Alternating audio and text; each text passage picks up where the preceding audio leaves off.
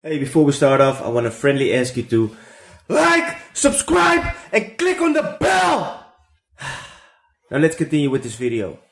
In this video about the Tradingview basics, I want to give you a quick tip. So it's a very short video. If you are new to Tradingview, then it's good to know that if you switch between time frames like this, for example, now I have set the chart to the 10 minutes time frame. So you can see the charts like this, and over here, just by clicking on the left mouse button and go up with the mouse, you can see I can change the appearance of the chart. And if I scroll, then I can also make it better visible like that.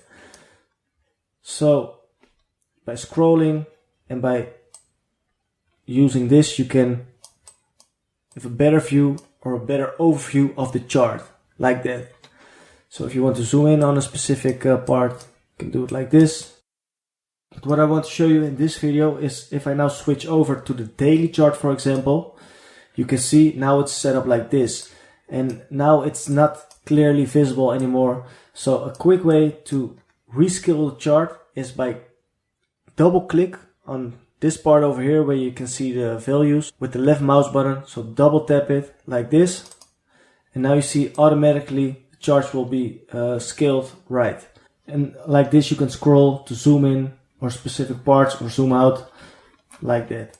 So if I now switch over back to the 5 minutes again and do it like this, switch over to the 12 hours or the 3 days.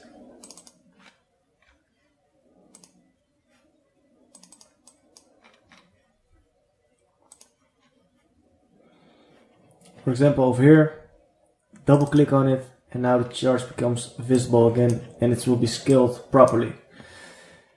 So that was a quick tip that I want to give you.